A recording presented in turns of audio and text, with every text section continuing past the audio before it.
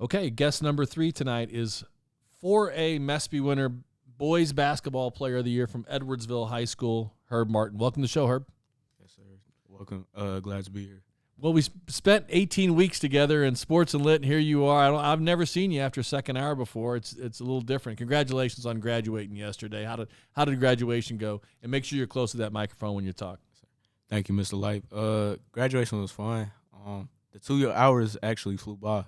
It was only 2 hours? Yeah, it was a 2-hour graduation, 1 to 3.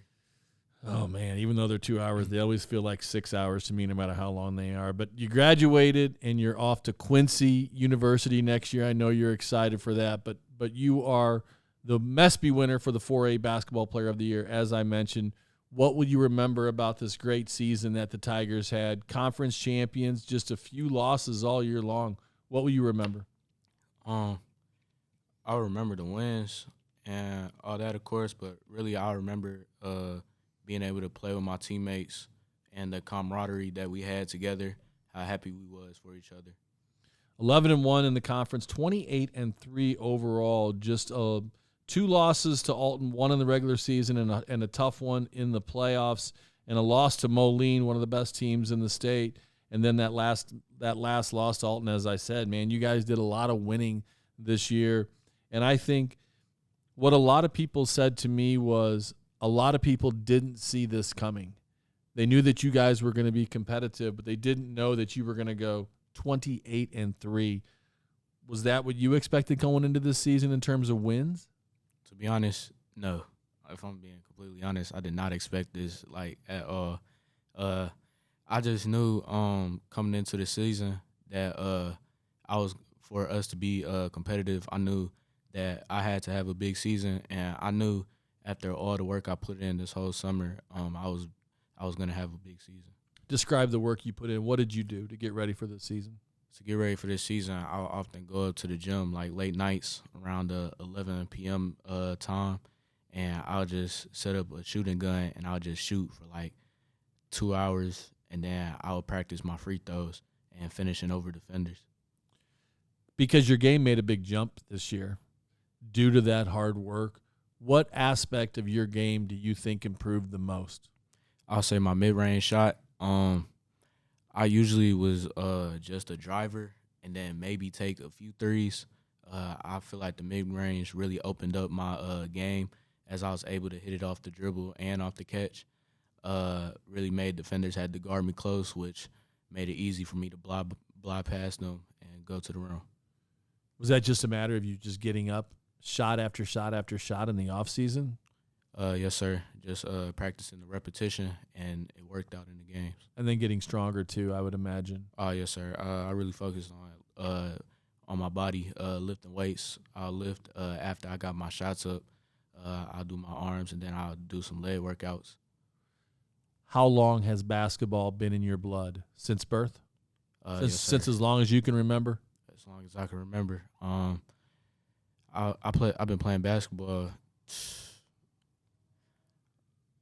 just for as long as I can remember. I remember hearing stories about me picking up a basketball and dribbling in at 2 and 3 years old. Have you ever played any other sports competitively? I played football. Football used to be my main sport at one point, and then I had a heartbreaking loss to the East St. Louis Junior Flyers, and I was so hurt I didn't want to play again. Physically hurt?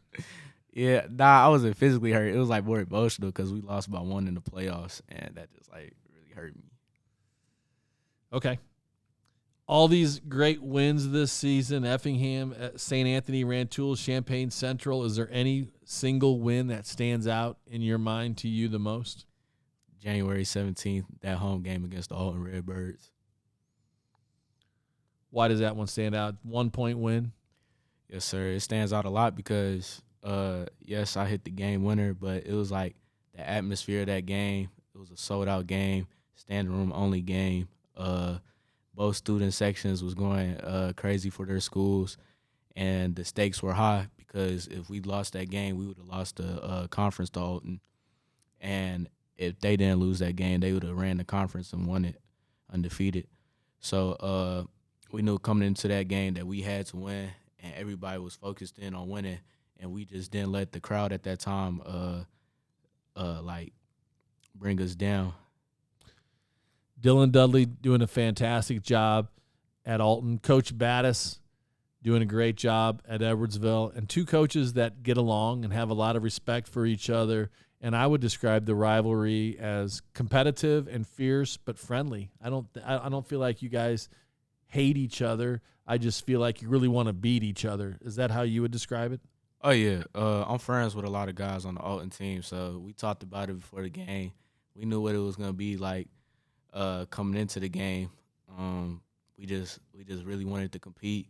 Of course, after the game, I talked with them, and we just told each other good game, and we was just happy for each other's wins. And you can do that in sports. You can really want to beat somebody and not feel that level of hatred. Especially, even during the game, you can compete hard without hatred. I think. Yeah. I know that there are people that disagree with me, especially in a sport like football, where there's more contact involved. But I'm happy to hear it. Okay, you're committed to Quincy University for next year. Any ideas what you want to study? I plan on studying sports management. I want to go into the business side of sports. Okay.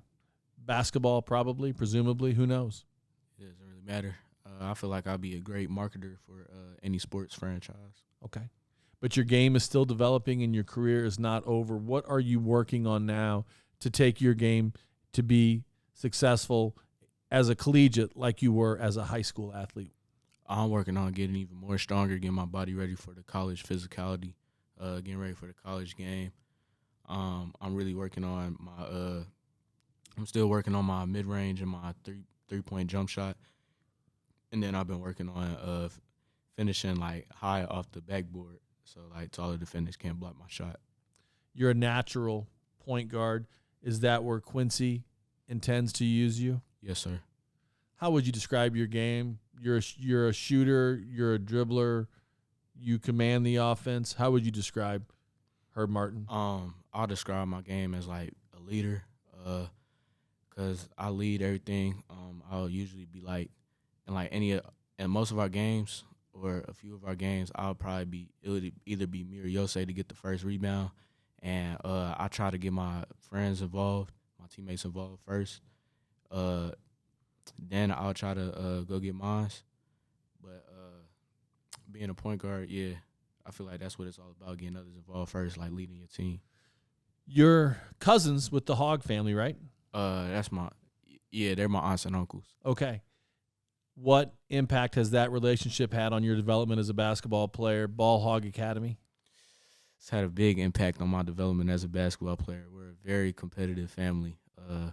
As a matter of fact, I was just playing my uncle in, like, a little play around one-on-one last night. Which uncle? Brandon Hogg. We was, like, playing around, and then, like, low-key got a little bit serious. Who won? You don't want to say you lost. Because if you'd won, you'd already said it. I didn't lose because we wasn't keeping track. But, like, yeah, he knows who would win. If he does. For real. Yes, he does. And that would most definitely be me. Lawrence, Brandon, and Jada. I don't know if you could beat any of those three in one. No. Actually, I don't know. Hold on. Because I just played my Uncle Lawrence, and I beat him. He was so mad. He was yelling in the gym like I had him bad. He talked because we played. How many fouls did you commit, Herb? I didn't foul him at all. That was the thing. And he was just missing shots, and I'm like, you can't guard me no more. I'm not your little nephew no more. Like it's not gonna be that easy of a game. I told him I was going 11-0 with my left hand. I let him get a few shots up though. Well, I got respect for all the Hogs, and even Mama Hog. She was subbing at the school, so I know them all. I had all three of them in class. Great kids, just like when I had you in class, obviously, as well. Okay, let's talk about Coach Battis, because a lot of folks think that this was one of his best years as a coach. Because if you guys were going to do what you did, he had to know what strings to pull and where to put you guys. How would you describe Coach Battis' style this year? Coach Battis, he's really he really loves the game of basketball. First of all, no coach is coming home from a game and staying up to like 3-4 in the morning on sometimes on a school night, because we'll have school the next day if it's a Tuesday game. Just like watching the other team, watching their film, and writing down their plays, all the plays that they run. Like he writes down every play, not just the and he'll scout 1 through 15, even the last guy on the bench. So preparation is like very big to him, and I would say that he was like really on. He really took a big part in making sure we was prepared this year. And I think you're prepared to play at Quincy. Yes, sir. How did playing at Edwardsville High School, playing in the Southwestern Conference, playing against 4A schools, how did that prepare you to play basketball collegiately, Division II at Quincy? I feel like, of course, we ain't got like the big guys that they got, but we have like I play in a conference where we have very strong and athletic guys. Like you could be on a Friday night on the road at East St. Louis, and you go up for a layup, and you think it's a wide open layup, and out of nowhere, some guy just blocks the ball off the backboard, and next thing you know, they going the other way, and they're going up for a dunk. So it's really like nothing easy given in the Southwestern Conference. You got to come to play every night. Sometimes we'll be playing against teams where it doesn't show in the record, but you still have to be ready to play because in the conference, any team can be beaten. And that's how it was this year because we almost lost some games. Belleville West wasn't one of the best teams in the conference, and we barely snuck away at Belleville West 44-42. Yeah. You're going to be a Quincy. What are they at the college? The Hawks. Hawks. They're the Hawks. You're going to be a Hawk next year. What are you going to miss about being a Tiger? What I'm going to miss about being a Tiger, I say like being around my friends and playing in front of my friends. That's really what I miss whenever I go back and play. Whenever I go back and watch my the old games from this year, I'm just really gonna miss playing in front of my friends, in front of my hometown crowd, and playing with kids that I've been playing with for such a long time. And you can't get out of here without us talking about sports and lit. What are you gonna remember about sports and lit, man? Who did you do your individual research project on? Your individual research. Do you remember? My individual research. I believe I did it on I did it on Jackie Joyner Kersey. JJK. JJK, yes, I did it on That's Jackie a good Joyner topic. Kersey. That's a good topic. What I'm gonna miss most is when we watched the boxer movie. Emil Griffith. That was a good one. Because I didn't know like people was just dying in the ring like that. Yeah. I'm used to watching boxing and like somebody get knocked out and he get back up. When I seen that, I was like, dang, that really put my mind in a different perspective. It's a crazy story. All right. Herb Martin, Mespy winner, 4A boys basketball player of the year. Continue to eat it up at Quincy. Thank you, Mr. Light.